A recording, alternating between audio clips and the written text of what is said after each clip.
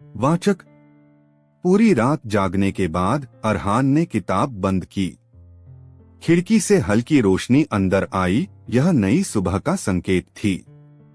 चूल्हे पर कुछ नहीं था, लेकिन अरहान के दिल में हिम्मत की आग अब भी जल रही थी। शबन नरमी से, बेटा आज नाश्ता नहीं बन सका, बस थोड़ा पानी पी ले, स्कूल को देर हो रही है। अरहान मुस्कुराकर, कोई बात नहीं अम्मी, जब ज्ञान की भूख मिट जाती है तो पेट की भूख अपने आप मिट जाती है। दरवाजा खुलने की आवाज, बाहर गली की हलचल। वाचक, अरहान का बस्ता पुराना था, जूते फटे हुए थे, मगर कदम मजबूत थे। घर से निकलते वक्त उसने आसमान की ओर देखा और धीरे से कहा, या अल्लाह आज का दिन आसान करना। स्कूल की घंटी बजने की आवाज। वाचक, स्कूल में बच्चे हंस रहे थे, कुछ नाश्ता कर रहे थे और कुछ खेल रहे थे, मगर अरहान चुपचाप अपनी बेंच पर बैठ गया, भूखा मगर संतुष्ट। सर नासिर क्लास में आते हुए, बच्चों आज हम गणित की परीक्षा लेंगे। कुछ बच्चों की शिकायतें, ओह सर अभी नहीं। वाचक, अरहान के पास कलम भी नहीं थी।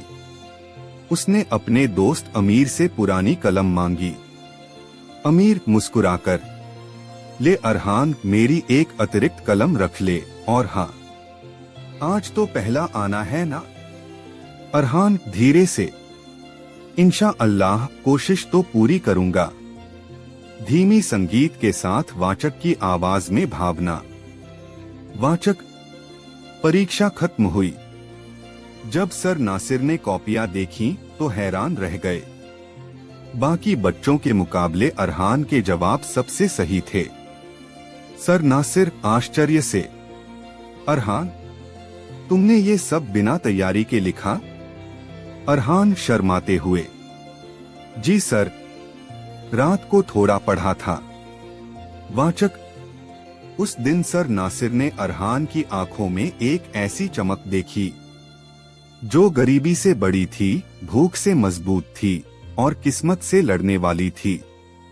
सर नासिर दिल से, बेटे तुम्हारे अंदर एक रोशनी है, उसे कभी बुझने मत देना। वाचक, और यूं स्कूल की वह सुबह अरहान के लिए हिम्मत की नई किरण बन गई।